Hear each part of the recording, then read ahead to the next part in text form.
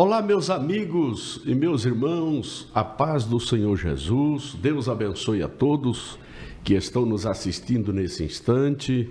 Nós aqui da Rádio Web Adeutinga, estamos aqui à volta da mesa para juntos estudarmos a Palavra de Deus, a Escola Bíblica Dominical, lição de número 8, e queremos desde logo pedir a sua atenção.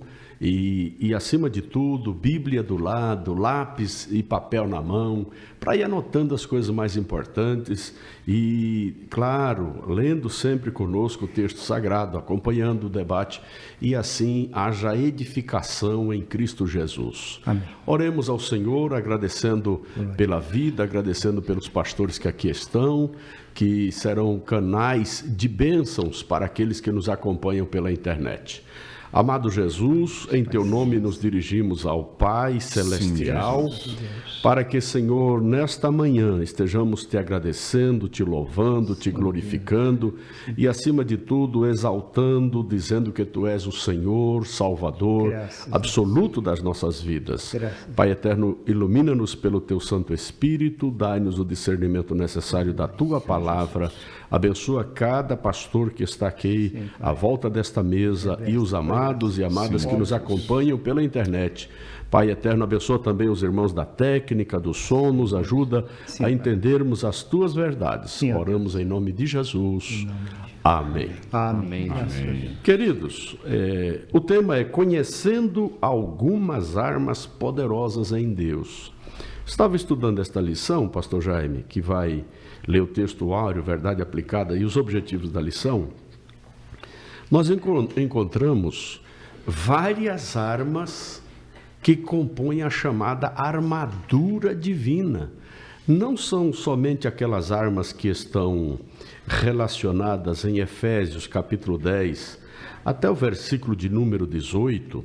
Não são somente estas armas, 6 armas, que aliás o comentarista faz menção, mas eu coloco a 7ª arma de Efésios 6, 10 a 18, que é a chamada oração. A oração também ela é colocada como uma arma.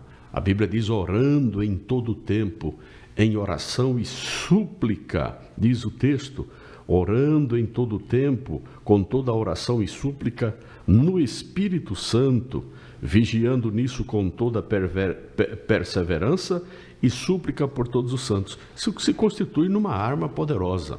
Então veja, nós aqui destacamos 3 grupos, as chamadas armas poderosas em Deus, que o comentarista intitula a ação desta maneira, melhor, intitula a lição desta maneira, armas poderosas em Deus, que está em 2 Coríntios 10, verso 4. 2 Coríntios 10, verso 4, são armas poderosas em Deus, que diz assim a palavra: porque as armas da nossa milícia não são carnais, mas sim poderosas em Deus para a destruição das fortalezas. Grave esta palavra milícia, que daqui a pouco nós estaremos falando, quando entrarmos na verdade aplicada, estaremos falando sobre essa questão da milícia da fé, não é? A batalha da fé, milícia da fé, a guerra espiritual. E o segundo grupo de armas que nós detectamos são as chamadas armas da justiça, à direita e à esquerda, que São Paulo fala em 2 Coríntios 6 e verso 7.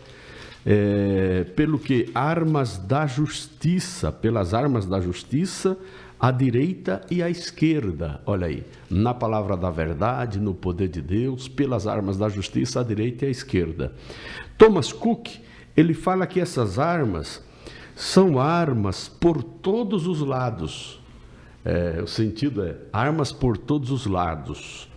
E a maioria dos comentaristas fala de armas ofensivas e defensivas, à mão direita e à mão esquerda. Esse verso aí comporta a inserção da mão, não é? Por que à direita e à esquerda? Se você pensar na figura na figura de um combatente, de um soldado, principalmente naquela época, ele tinha que utilizar a mão direita e a mão esquerda. John Wesley fala que essas armas são as armas ofensivas e as armas defensivas. Com uma mão você se defende, com a outra você ataca, com uma você ataca, com a outra você se defende. Então esse é o sentido, esse é o segundo grupo de armas que eu encontrei. E finalmente é o último grupo de armas, que no frigir dos ovos são armas que compõem a panóplia divina chamada a armadura divina para o cristão. Paulo fala também nas chamadas armas da luz, não é? Armas da luz, Romanos 13 e o versículo de número 12, armas da luz. Olha, a noite é passada e o dia é chegado, rejeitemos, pois, as obras das trevas e vistamo-nos das armas da luz. Então, armas poderosas em Deus, armas da justiça à direita e à esquerda, e armas da luz. Olha que coisa interessante. Essas armas da luz, o próprio versículo 14 do capítulo 13 já diz quem é a maior arma poderosa da luz. Mas revesti-vos do Senhor Jesus Cristo, e não tenhais cuidado da carne em suas concupiscências. Qual é a maior arma da luz? É Jesus. Jesus disse: eu sou a luz do mundo. Quem me segue não andarás em trevas, mas terá a luz da vida. João 8, verso 12. Portanto, amados, nesta palavra introdutória, dizendo aqui para os irmãos que existem outras armas, e no decorrer do debate aqui nós estaremos falando sobre estas outras armas, tá? Mas tudo são armas poderosas em Deus, são armas da justiça, à direita e à esquerda, a mão direita e a mão esquerda, e são armas da luz. Armas que o próprio Jesus nos propicia para vencermos a batalha espiritual. Tá certo? Maravilha. Deus abençoe a todos. Pastor Jaime, com as suas palavras introdutórias. A paz do Senhor, irmãos. Amém. Deus abençoe a todos em nome do Senhor Jesus. Amém. O texto áureo está em Efésios 6 e 10. No demais, irmãos meus, fortalecei-vos no Senhor e na força do seu poder. A verdade aplicada diz assim: nossa luta contra nossos inimigos espirituais exige de nós preparo e uma vida íntegra.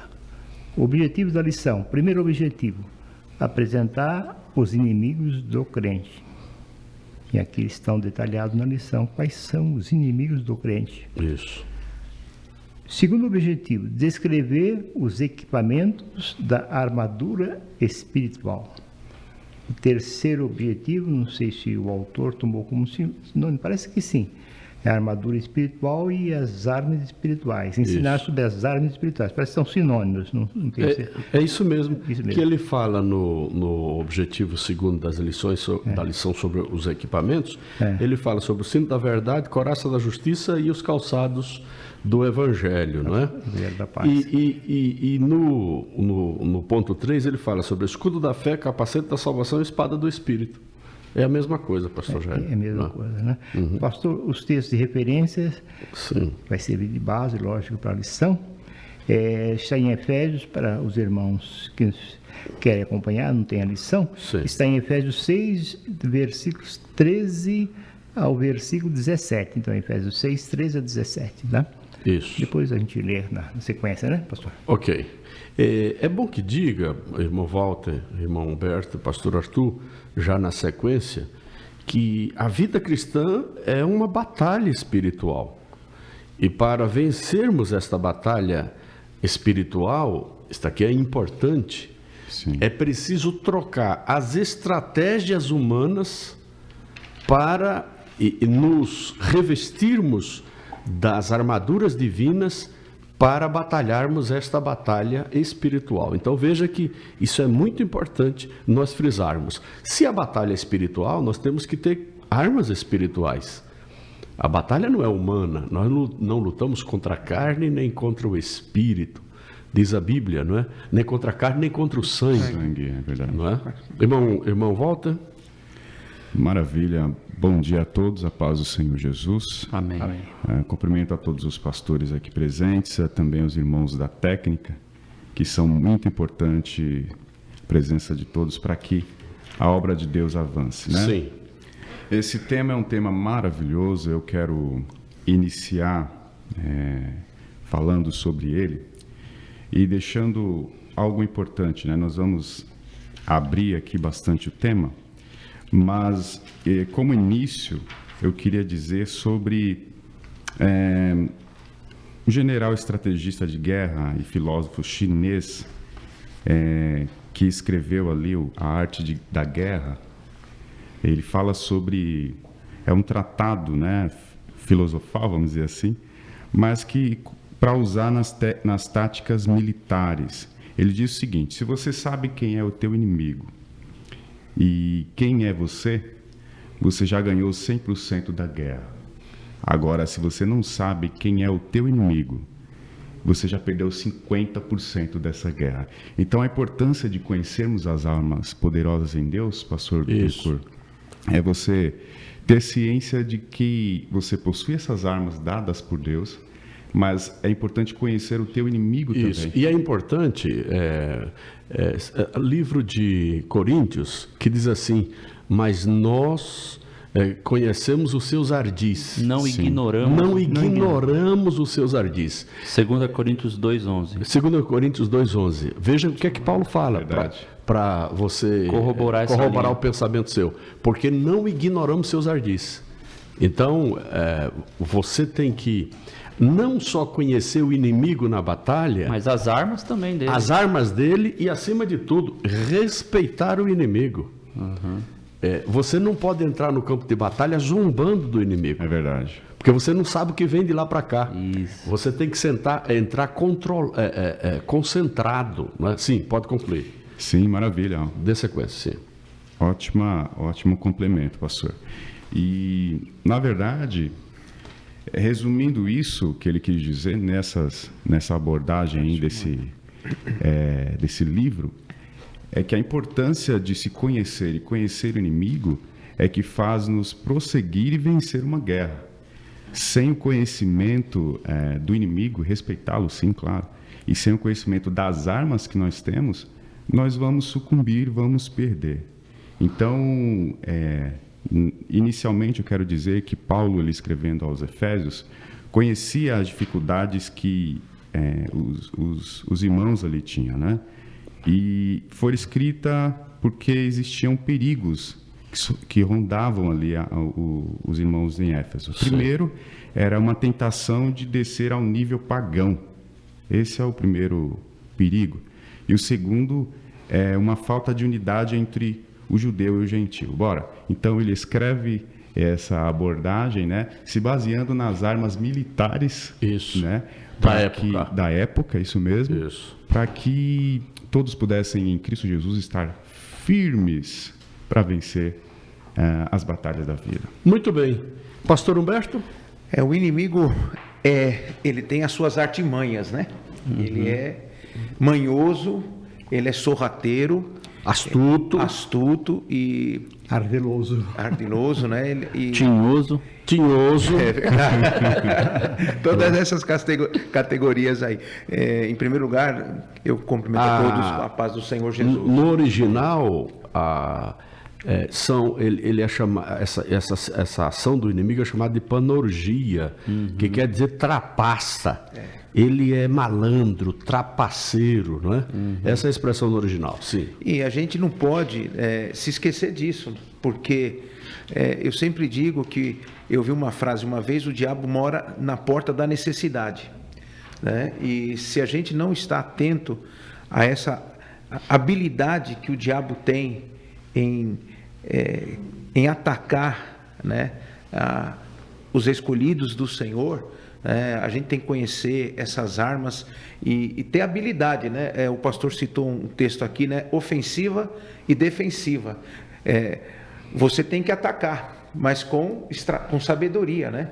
Você não pode só ficar recuado, porque senão o inimigo avança, Isso. né? Então, assim, e nesse mundo não existe um modo não sofrer, né? Nós estamos num mundo e a gente tem que estar atento 24 horas por dia, orando sempre, né? Como o pastor também citou aqui, Efésios. Essa é uma arma poderosa, né? A Bíblia manda resistir o diabo. Verdade. A Bíblia manda ficar firme contra as astutas ciladas do diabo. Olha que coisa interessante. Resistência, firmeza contra as astutas ciladas do diabo. Sabe, uma das astúcias tremendas do diabo, hoje, segundo a Bíblia de estudo Dake, o diabo ele age de modo malandro. Isso é Dake. Dake fala que astúcia é agir como um malandro. É fazer coisas santas de um modo ímpio. Olha o que é que Dake fala, Arthur. Fazer coisas santas de um modo ímpio. Às vezes o diabo não enfrenta a igreja abertamente. Ele age sorrateiramente, malandramente, com astúcia e induzindo as pessoas a servirem ao Senhor coisa santa, mas vulgarmente, de modo ímpio, sem nenhum tipo de discernimento sacral, entendeu? Isto quer dizer, sem observância do sacramento, por assim dizer, das coisas sagradas. Essa é a melhor palavra, não sacramento, sim. Mas das coisas sagradas. Sim, pastor. E o diabo vai usando essas pessoas de uma forma até inocente, fazendo essas pessoas crer que elas estão fazendo, né, para a glória de Deus, A coisa certa. a coisa certa, É né? isso mesmo. E vai fragilizando a igreja do Senhor, né? Essa é a maneira de fazer as coisas santas de modo ímpio, como diz Dake, pastor. Está pensando que está fazendo as coisas certas, mas está fazendo de modo ímpio. Por exemplo, o camarada que louva a Deus, que tenta louvar a Deus, adorar a Deus, mas com raiva, com rancor, com ódio no coração. Esse é o sentido. Verdade. Sim, pode concluir, pastor. Não, é isso aí, pastor. A gente então tem que estar... eu estava lendo... E sobre as armas, vamos focar nas armas. O texto, né, o senhor até usou a palavra panoplia, né? É interessante que ele fala toda a armadura, né? Toda a armadura. Você não pode, assim, é lógico, o foco, o nosso fundamento é Cristo, mas no sentido de arma, de você usar, não existe a melhor ou todas elas são importantes, assim como o escudo, como a espada. Muito bem. Né? Você ataca, defende, então, eu vou dar só ênfase à oração. Amém. Mas você tem que dar ênfase à palavra, né, de você.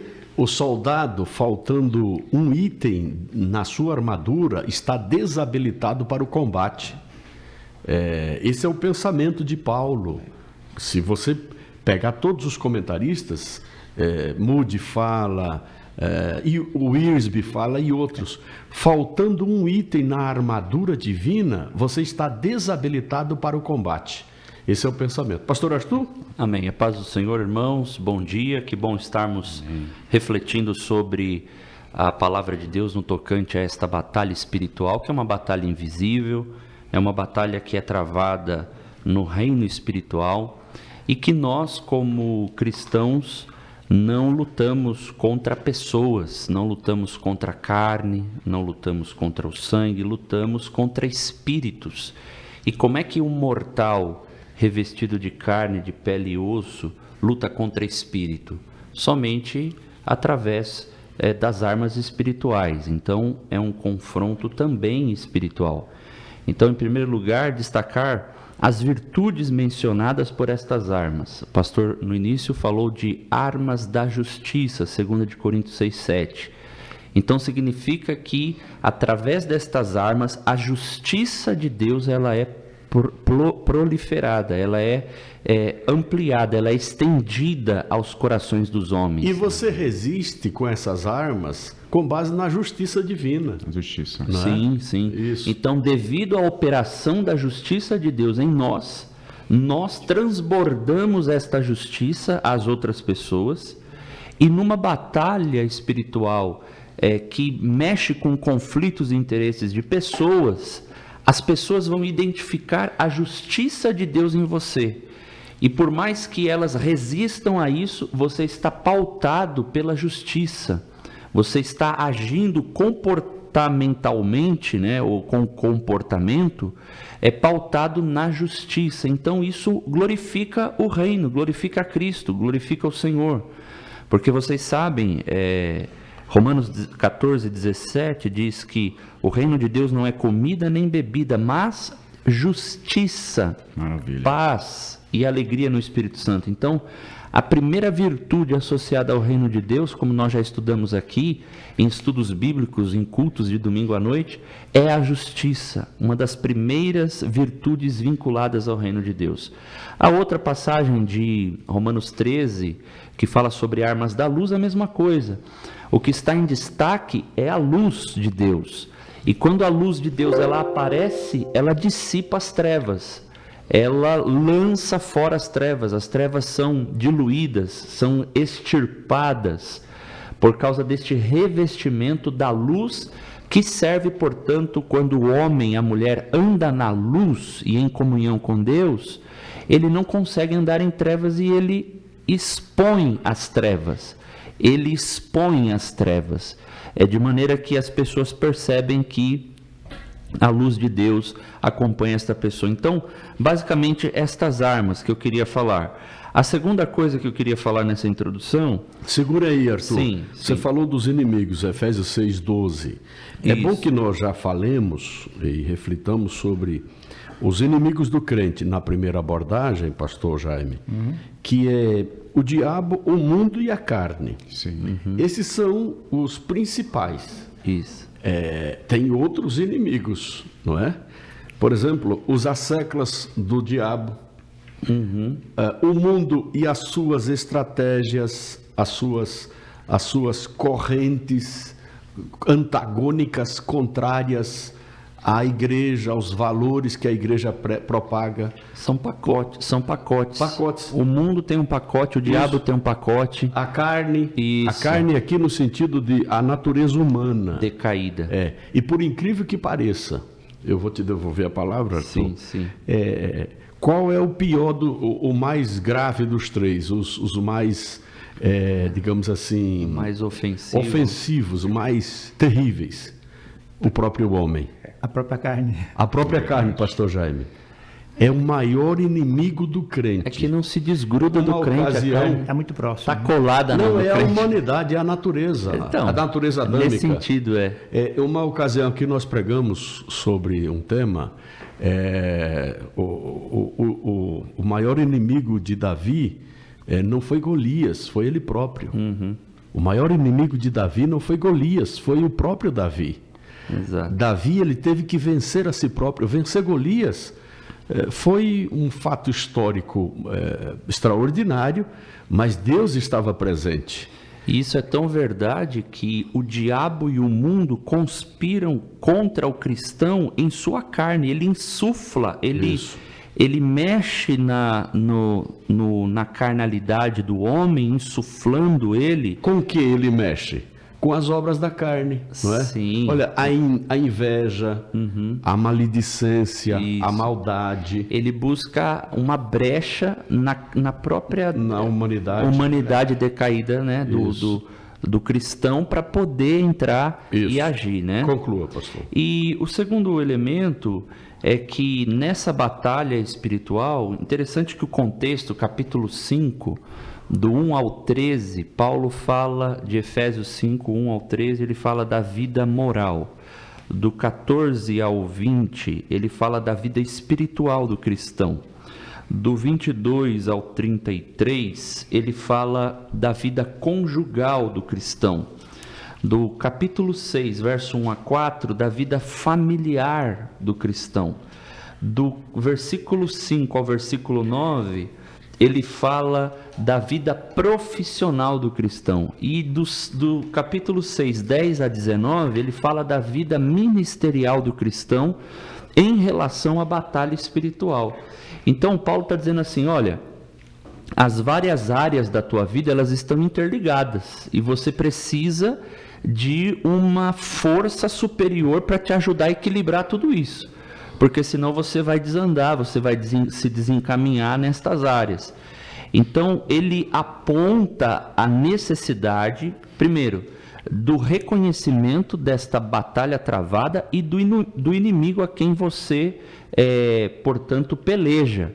Nós já ouvimos aqui sobre isso. E a palavra lá de 2 Coríntios 2, verso 11, para ardis, tem o sentido de estratagema, de plano, intenção. Então, olha só que Paulo está dizendo, nós não podemos ignorar, 2:11, não podemos ignorar os ardis, as estratégias dele, não podemos ignorar essa palavra, os intentos dele. Né? Adicionando aí os ardis e as estratégias, quando Paulo usa a expressão em Efésios 6 e número 11... para que possais estar firmes contra as astutas ciladas do diabo. Ciladas aqui no original é metodeia. Metodeia significa atuar segundo o método. Então, quando fala em ciladas, o diabo quer colocar um método. Isso. Ele quer colocar uma metodologia. Um plano dele. Então a cilada... O que é a cilada do diabo? A gente fica com aquela ideia na cabeça assim, não, é alguém atrás do muro, atrás da moita com uma espingarda.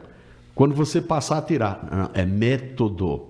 É método. É metodologia. Mas essa metodologia ela é invisível. Por isso que Paulo usa o termo cilada, porque cilada é uma armadilha real, porém foge do teu olhar. Então, tá lá, a cilada tá lá, mas foge do teu olhar. E Paulo, no mesmo versículo 11, ele diz assim, para que Satanás não alcance vantagem sobre nós. Então, por que é que a gente não pode ignorar os passos do inimigo, as intenções, a metodologia dele, os seus ardis, as suas setas, as suas flechas? Por que não podemos ignorar? Porque senão ele vai tirar vantagem sobre nós. É Paulo quem está dizendo. Então, se tem duas palavras para eu encerrar aqui, que Paulo fala com muita clareza e de maneira direta para o cristão, é esse texto de 2 Coríntios 2, verso 11, para que Satanás não tire vantagem sobre nós, e Efésios 4, 27, não deis lugar ao diabo. Exatamente. O não deis lugar ao diabo está vinculado à carne, que também é um dos inimigos principais do cristão. E não ter... E não amar o mundo. E não amar o mundo. Nem as coisas que no mundo há. 1 João 2,15. E quando se ama pela carnalidade ou pela natureza pecaminosa. Então é preciso identificar o inimigo, o seu método de ação, mas não ignore nem o inimigo, nem o seu modo de trabalhar. Ele é trapaceiro e malandro e astuto, não é verdade? Pastor Jaime, o teólogo Weiningruden, que é citado aqui na lição, ele diz que, ele afirma que tanto o diabo e seus seguidores vão usar a tentação, a dúvida, a culpa, o medo, a confusão, a inveja, o orgulho ou a calúnia para atrapalhar o testemunho do cristão. Olha, tudo isso, segundo Weiningruden, que ainda está vivo, tem vários livros escritos, não é? Isso. E tudo isso são obras da carne. Dúvida, medo, confusão, inveja, orgulho, são obras da carne, calúnia. O inimigo usa para atrapalhar o testemunho do cristão. Pastor Jaime? Então, pastor, voltando aqui um pouquinho, nenhuma palavra dita aqui é inútil, né? A gente presta atenção, às vezes dá uma cochilada, mas procura prestar atenção. Será que é porque está cedo? Tem que vigiar, soldado. Não é cochilar, não. Aí é uma reflexão profunda. É uma introspecção profunda. Peraí, deixa eu agora justificar. Eu tomo alguns medicamentos de manhã, né? Sim. Os irmãos estão livres, graças a Deus. Mas eu tomo alguns, né? E, inclusive uso um colírio muito forte, ele dá sonolência, tá? Mas se for o caso, eu Mas coloco. o irmão não dormiu, Não dormiu, não. Jamais. Se for o caso, eu coloco um band-aid aqui, né? É verdade. São palavras preciosas, muito importantes, jamais a gente pode. Sim. E o pastor Walter citou aqui do livro conhecido no mundo todo, Arte da Guerra. Sun Tzu. Sim, É o autor Sun Tzu. chinês. Sun Tzu. Então, Eu já li esse livro por mais de uma vez. E ele ensina algumas armas, pastor Walter, Verdade. que a gente não pode usar. Sim. Ele usa estratagema, foi dito, o pastor Bittencourt, que são ardis, né? Estratagemas, ou o pastor Arthur Sim, falou isso aí, né? Ele manda usar isso aí e manda usar a surpresa. Né? Com o diabo não cola isso aí. Isso. Com os nossos antagonistas, como diz aqui a lição, que são nossos adversários, isso aí não adianta usar ardis e nem a surpresa, né? Coisa que ele usa, ardis e surpresa. No sentido assim, não, eu vou enganar o diabo. Você não engana. Ele é enganador. Eu vou ser mais astuto que o astuto. Eu vou ser mais astuto que o astuto. Ele é o pai da mentira. A gente não entra por essa estratégia, não é? Só age quando Deus ordena. né? É em Deus. É bom que se diga que é em Deus. Mas foi ótimo ele citar esse livro. Isso, aí, tá? é verdade. É uma reflexão para nós. Tá? É verdade. O uso engano, é uma filosofia, né? Paulo? Sim, é Exatamente. para conhecer o inimigo. Né? Isso. Isso. Mas ele se aplica muito no engano, você disfarçar, tal, esconder armas, inclusive. Ah, Tá? sim, sim. Ele fala isso. Bom, Astutos seremos simples como uma pomba, astutos como uma serpente, é o que o texto diz. Né? Sim. verdade. Mateus 10:16. 10. O pastor Guevara deu a entender que, em outras palavras, que o diabo cria necessidades, né? Uma necessidade que o diabo cria é da felicidade, você tem que ser feliz. E é aí que muitos caem. Tá? Os antigos falavam isso, cuidado com a felicidade. Aliás, a felicidade em grego agora não me lembro a palavra, mas é uma palavra que é eudemonia, que eles associavam muito à Isso. felicidade, os antigos, tá? Isso. Associavam muito a felicidade com o demônio. Você pode ver que muitas pessoas caem, estou falando agora de crentes, tá? Sim. Caem porque vão buscar a felicidade, né? O caso do filho pródigo, né? Ele queria a felicidade em sair da casa do pai, em busca da felicidade. E que dentro da filosofia é o chamado hedonismo, que é a busca desenfreada pelo prazer, pela felicidade. Isso. Né? Isso é um perigo, é uma filosofia. Essa é uma arma do nosso adversário, né? E eu queria aqui, como a Bíblia, Paulo está usando aqui, o pastor Guevara falou da panoplia ou panóplia, né? Que é as armas completas de guerra, né?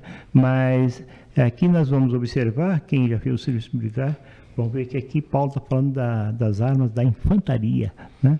O que é infantaria? Para quem não conhece a linguagem militar, a infantaria é uma parte da guerra que você faz andando, né? Você não usa, tem armas apropriadas para isso. Você não usa o cavalo, hoje você não usa o veículo motorizado, você vai de a pé. Então são armas próprias para a infantaria, tá? O pastor disse aqui no começo que a vida do crente é um combate, né? É um combate.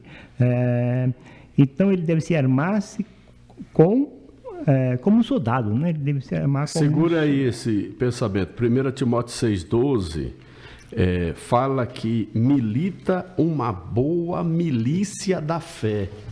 Olha, 2 Timóteo 6,12. 1 Timóteo, melhor dizendo, milita a boa milícia da fé. Toma posse da vida eterna, para a qual também foste chamado, tendo já feito boa confissão diante de muitas testemunhas. Eis aí, a vida cristã é uma milícia da fé.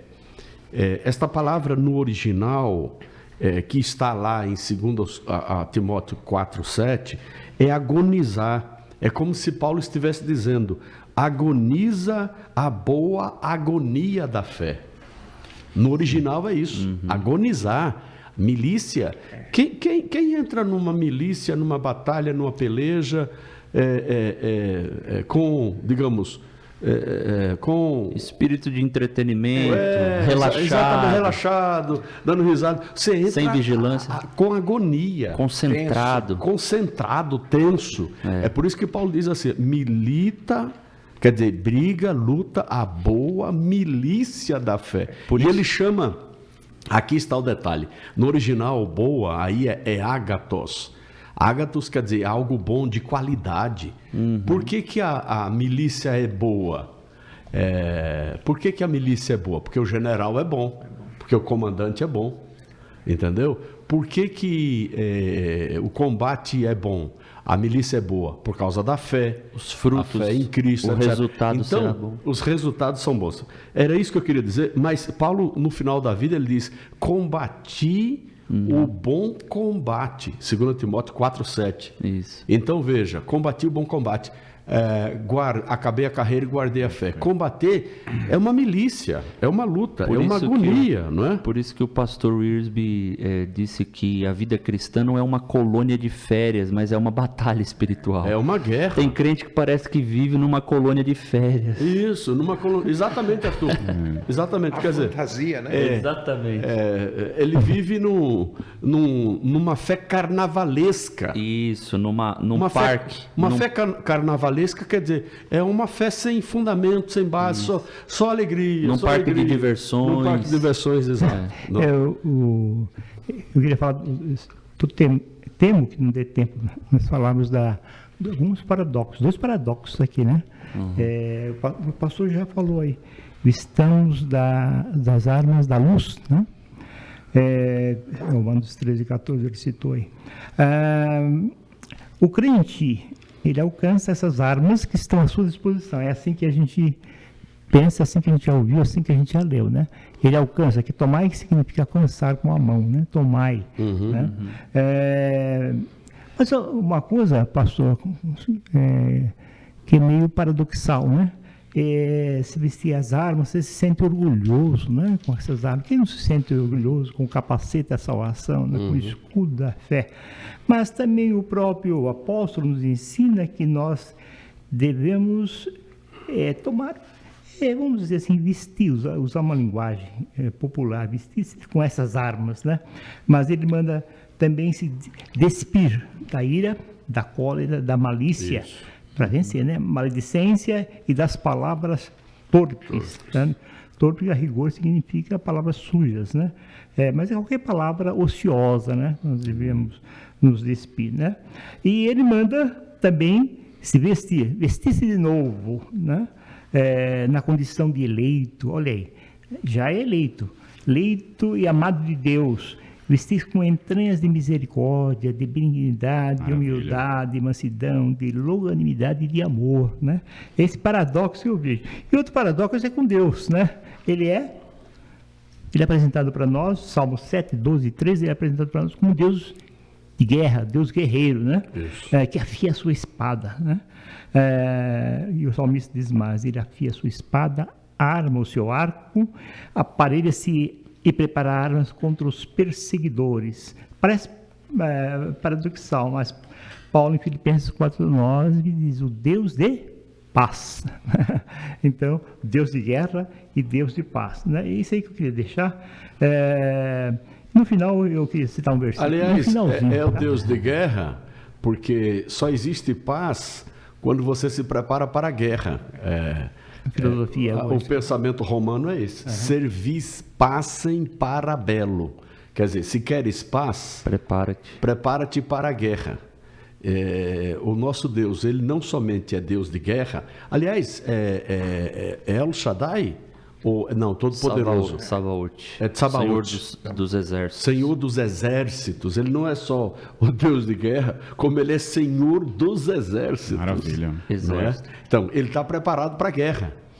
E quem está preparado para a guerra é um grande vetor de instituição da paz. Ou seja, ele institui a paz.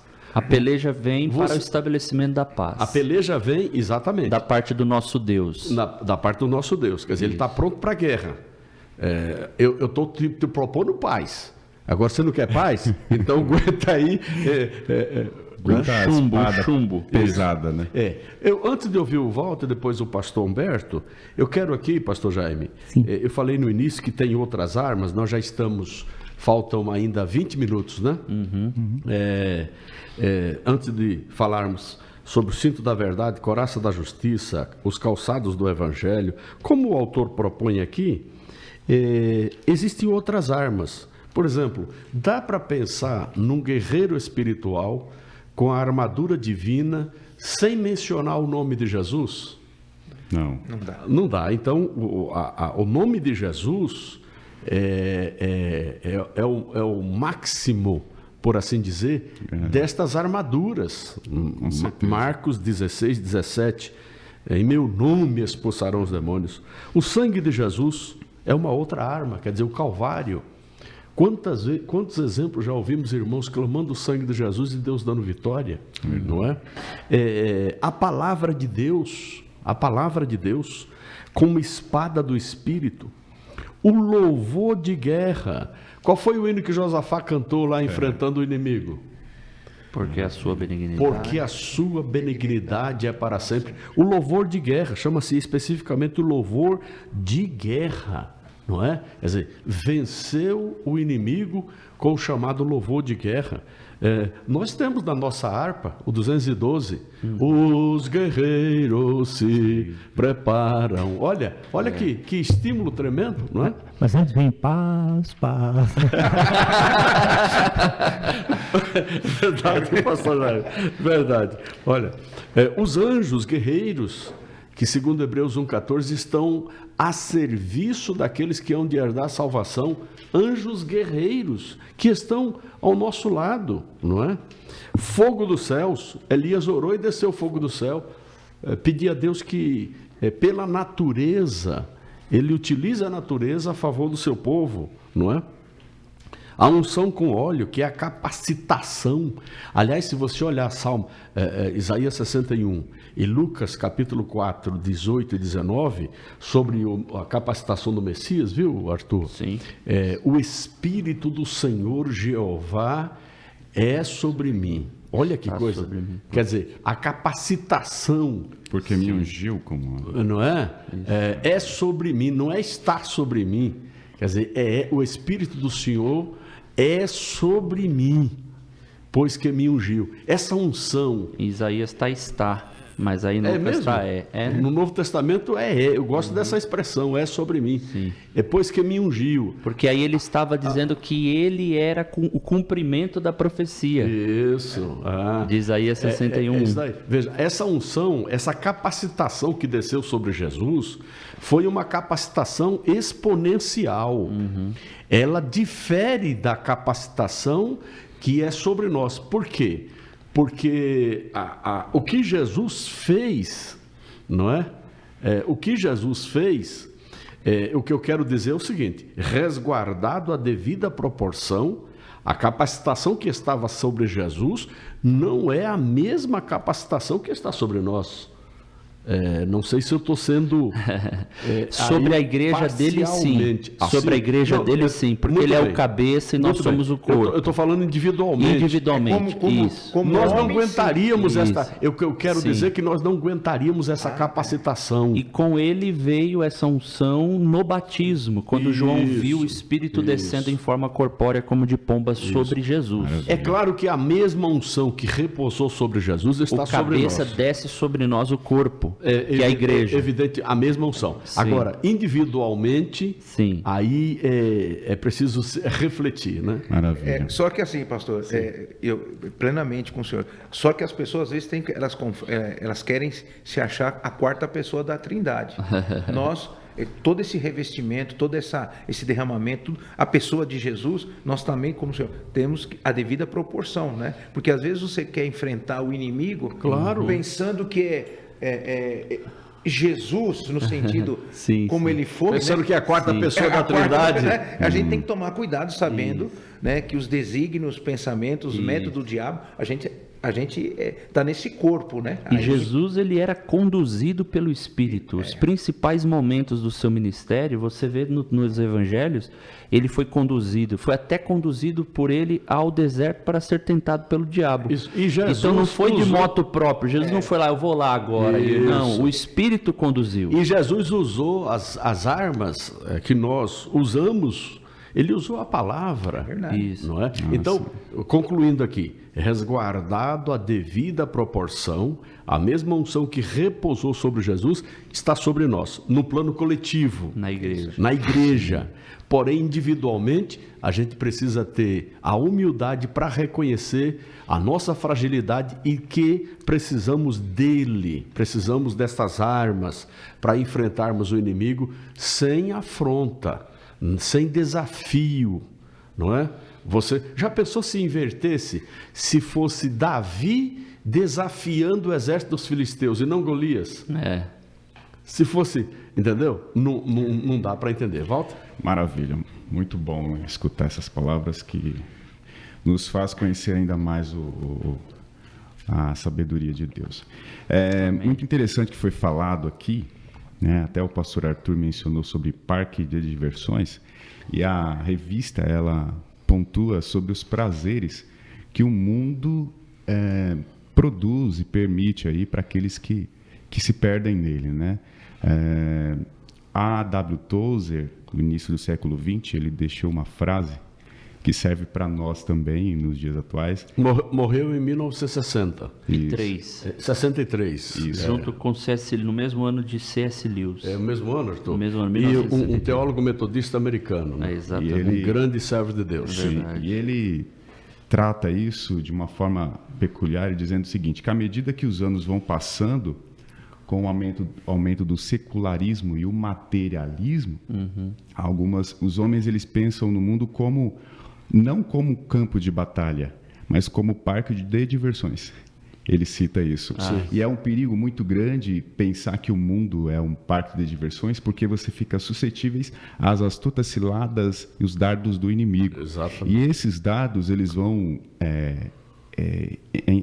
captar, ou seja, pegar nas pessoas que são suscetíveis ao quê? Ao poder, ao dinheiro ou à mulher. Né? São três coisas que também derrubam o crente. Então, falando também sobre se vestir e se fortalecer, é muito importante aqui aproveitar o original grego que nós encontramos em Efésios 6:10, que fala sobre fortalecei-vos, que é em dínamo, aumentar em força, tornar-se forte, ou seja, tornar-se forte. E dínamo significa fortalecer, que é uma palavra que é encontrada apenas no grego bíblico e eclesiásticos, né? Que significa tornar forte, vigoroso, fortalecer.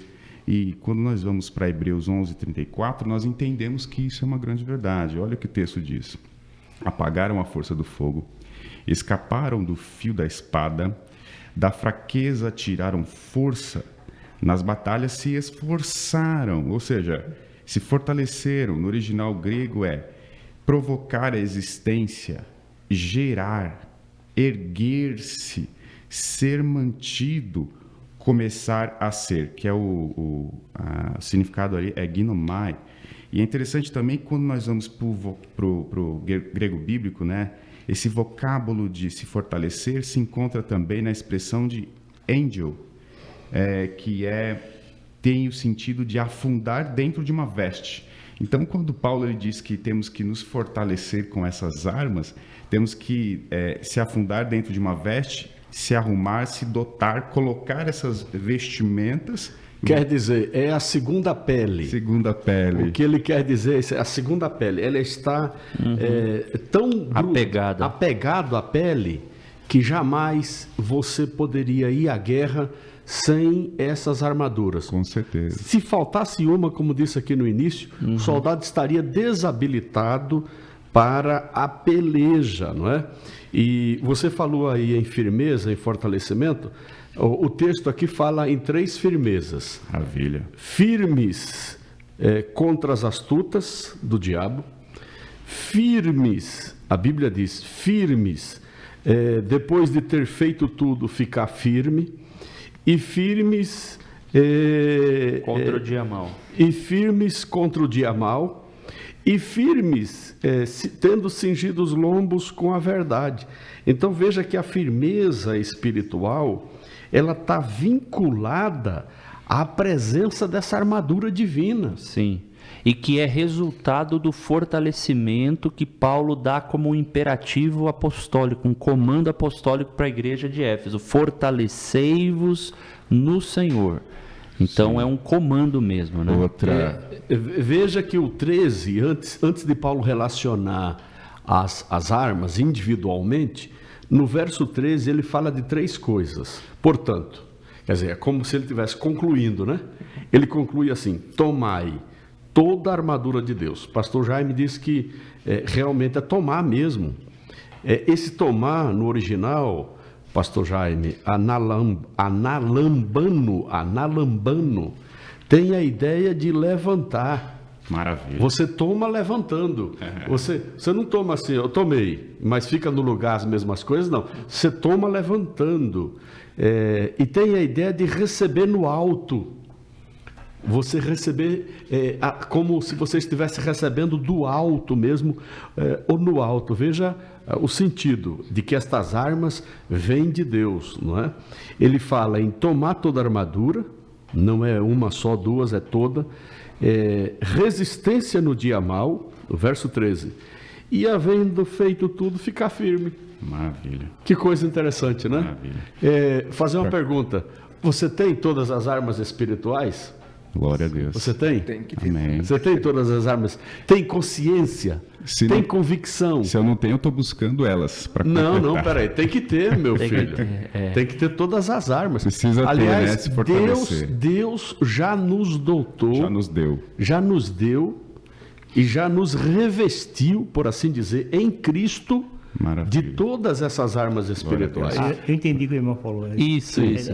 Tá à disposição. Isso, não está à nem disposição. todos, E crescente. Deus não empurra isso para nós, né? Porque- Não, ele deixa a Não, nossa mas em disposição. Cristo, olha, Isso. Deus já nos revestiu em Cristo, Em Cristo. de todas as armas Isso. espirituais. É porque, pastor, sabe por que eu disse isso? Porque uma das armas que o senhor citou, sendo a sétima, é a oração. Sim. Quem não ora não consegue se fortalecer totalmente. Isso. Então, pessoas que não conhecem, se revestem, não conhecem na sua totalidade e não oram, não buscam, não têm essa compreensão. Claro. Então, hoje não é legal falar de experiências pessoais, mas já que nós estamos aqui numa liberdade, hoje eu percebo que eu assumo algumas armas em Deus porque eu estou orando mais. Isso. Então eu me sinto fortalecido. Eu queria- Aliás, esse é o eu queria- sentido do texto de Paulo. Sim, Cada claro. arma dessa é colocada em oração. Em oração, que é o fechamento de Não, Efésios mas 6. o que nós colocamos aqui no início é que em Cristo Deus já nos revestiu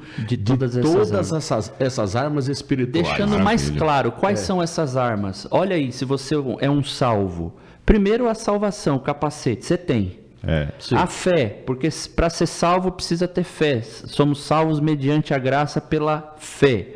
O evangelho, não tem como ser salvo sem o evangelho. Isso. Justiça, você foi justificado. Você não foi condenado. Em Cristo você foi justificado. A verdade é a palavra. É a palavra. E a palavra é a espada. Então, ou seja, estas 6 virtudes se transformam em armas. Armas poderosas. Então, Maravilha. Paulo ele utiliza a analogia do soldado romano Isso. para dizer que cada arma, cada peça daquela armadura é uma virtude. E que se E esta completam, virtude- se complementam. Isso, É e verdade. que toda esta armadura, primeiro, ela é de Deus, é uma armadura de Deus. E que então Paulo está dizendo assim: vocês precisam do que vem de Deus para lutar contra o diabo, e não de vocês E mesmos. buscar em Deus. E não com base numa psicologia de autoajuda para querer enfrentar o diabo. Muito bem. Agora, individualizando, que Sim. para a gente concluir, nós temos 7 minutos. Olha, cinto da verdade, o que é que significa? É cingido os lombos com o cinto da verdade. Meu amado, e veja que é o primeiro cinto, é a primeira arma que Sim. Paulo faz menção. Pense naquele soldado romano, sem o cinto da verdade para ajustar tudo. Ele estaria desqualificado para a peleja. Coraça da justiça. A coraça da justiça cobre o peitoral, e eu vi um autor dizendo que cobre também as costas. Não é só o peitoral, não. A lição fala só no peitoral, no tórax. Então o soldado ele tinha o peitoral e ele tinha as costas protegidas. E o cinto dá resistência e equilíbrio a todas as Isso, peças. ele fixa no corpo, Isso. não é? Coraça da justiça, proteção contra os dardos nas costas e na frente. Maravilha. Calçados do evangelho. Mostra que nós vamos andar, o soldado ele vai andar no evangelho da paz. No evangelho da paz, muito bem. Mas pensa no soldado romano naquela região desértica, descalço. Isso. não ia para a guerra. Não iria longe. Não iria longe. Então a lição prática é que somente quando você vive o evangelho da paz, você tem condição de chegar mais ao longe na hora da batalha. E não como alguns cristãos que infelizmente não se preparam com toda a armadura de Deus e que vão lutar, saem para fazer a obra e param no meio do caminho, porque não estavam revestidos adequadamente. É verdade. Pastor, eu queria complementar a minha fala para finalizar aqui a minha. Não, deixa eu concluir as armaduras individualmente. Maravilha. O escudo da fé, a expressão no original é tureos tes pistos. A frase. Tureos é escudo. Pistos ou pistel é fé. Então, escudo da fé. Pensa num escudo simples. Tudo bem, mas esse escudo que Paulo se refere era um escudo, pastor Jaime, que se encaixava um no outro e servia de arma também de ataque. Maravilha. O Tureus, ele tinha uma forma de se encaixar um no outro. Vocês já assistiram o filme de que os soldados romanos faziam uma parede assim, com aqueles escudos grandes, impenetrável. E eles avançavam com esses escudos que, quando tinham comando, não é? Eles uniam os escudos e avançavam contra o inimigo. Por isso que o escudo da fé que Deus em Cristo me deu, que Deus em Cristo te deu e nos deu. Que é a fé. Que é a fé. Ela não tão pode, forte quanto o escudo. Não, mas espera aí. Ela não pode estar sendo exercida sempre de forma individualizada. Isto quer dizer o seguinte: a igreja, quando se une em fé, quando une os seus escudos, ela avança contra o inimigo. Essa é uma faceta de Tureus, não é do escudo da fé. E é bom que diga para o pastor Jaime ficar contente quando a gente prestigia o aluno da Escola Bíblica Dominical, quando a Bíblia fala escudo e broquel, lá no Salmo 91, broquel é o escudo pequenininho. É verdade. Porque o escudo grande, esse que o pastor menciona, era aquele para grandes ataques.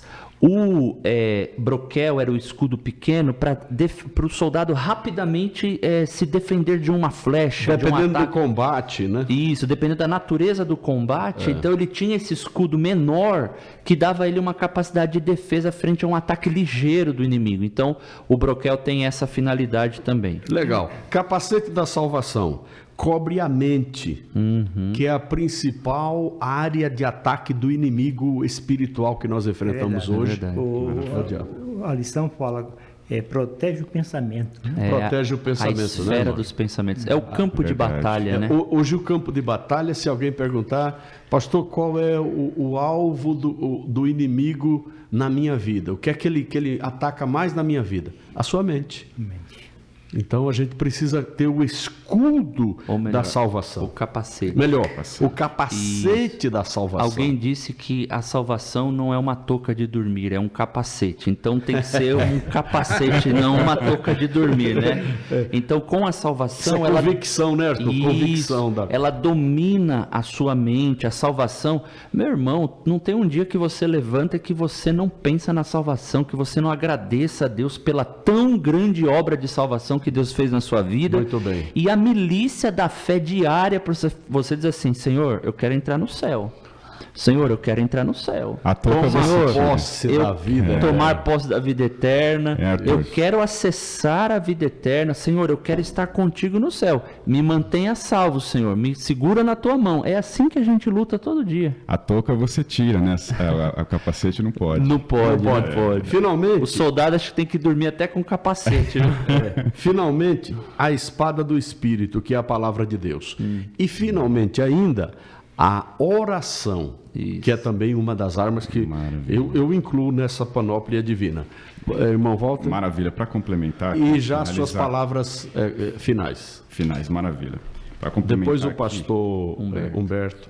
Sobre o que o pastor falou, muito interessante, eu até marquei, né? O Tureus, que são os escudos impenetráveis, em que unidos, quando eles estão juntos. Muito bacana, eu gostei demais. Unidos para que... vençam a batalha e quando recebam ataque não sejam penetrados, é muito interessante nós falarmos sobre unidade também, finalizando aqui, porque em pesquisa lá em casa, no livro Através da Bíblia, né, livro por livro de Meyer Pearman, ele fala sobre a abordagem de Paulo aos Efésios, que a igreja ela é escolhida, redimida e unida em Cristo, de sorte que a igreja deve andar, primeiro, em unidade de vida, segundo, na força do Senhor, e terceiro, com a armadura de Deus.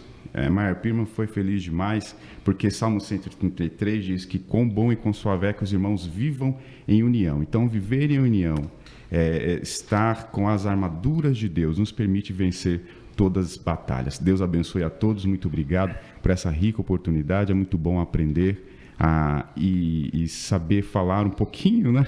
Saber não, a gente procura buscar sobre a palavra de Deus, a palavra de Deus fala conosco. Que Deus abençoe todos os alunos da escola dominical. Obrigado. Maravilha. Obrigado, irmão Walter. Obrigado, pastor.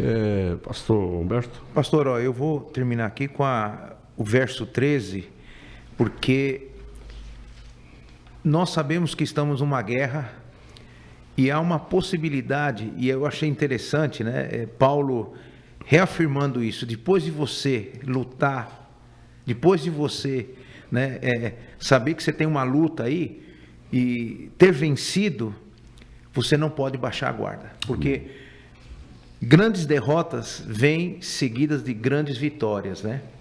Então a gente tem que tomar cuidado, porque é nessa vacilada que o inimigo nos atrapa, porque a gente, depois de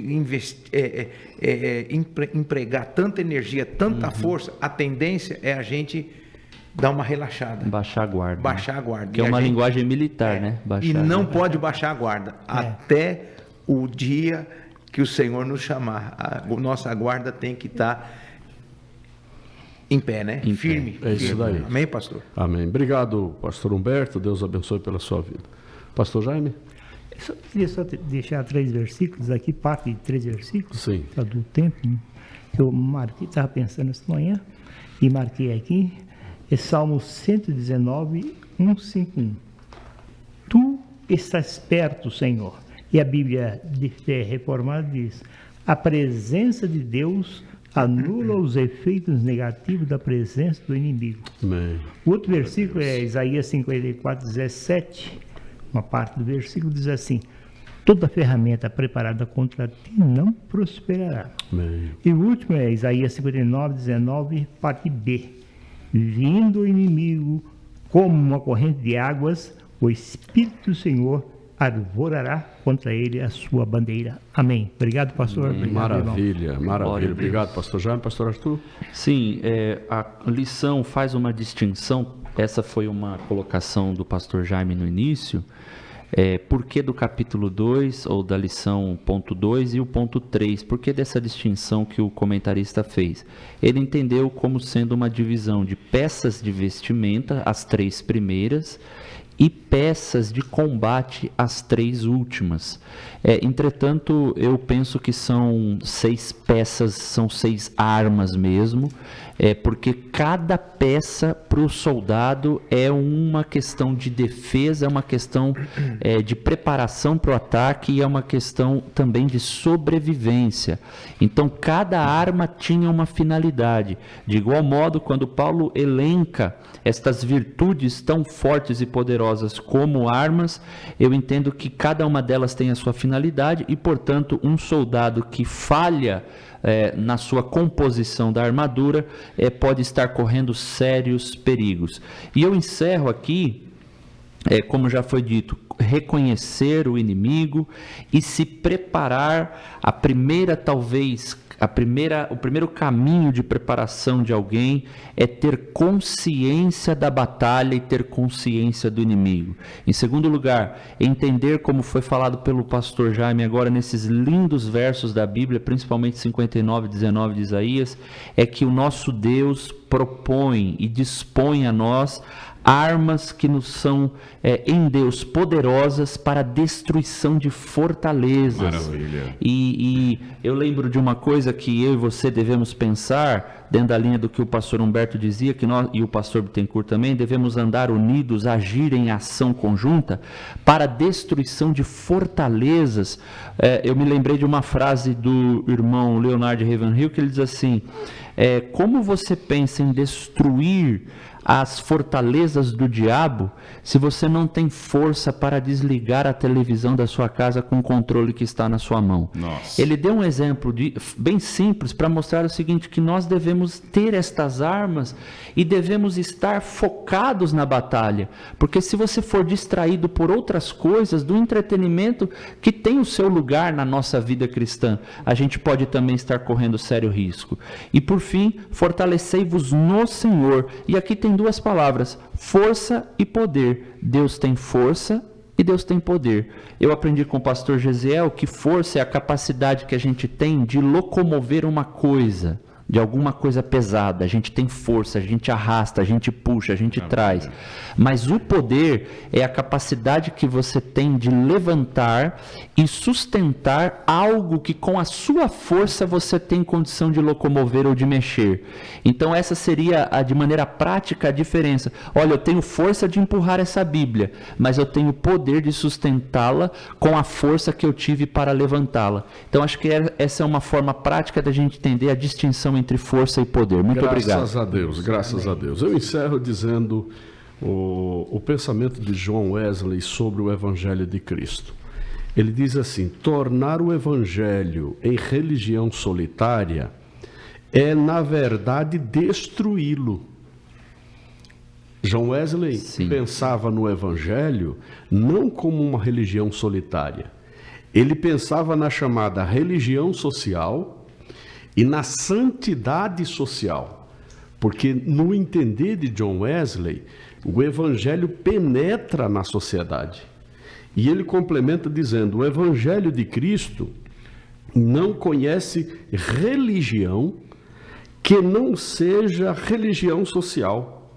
Não conhece santidade que não seja santidade social. Em outras palavras, para concluir, com essas armaduras divinas, nós podemos penetrar em qualquer lugar na sociedade e cumprir esse pensamento de que o Evangelho muda a sociedade, muda a pessoa, muda a sociedade. O Evangelho leva a pessoa a um estado de santidade em Cristo Jesus. Deus abençoe a todos. Amém. Muito obrigado. Que a bênção do Senhor repouse sobre todos, em nome de Jesus. Amém. Amém. Amém. Amém.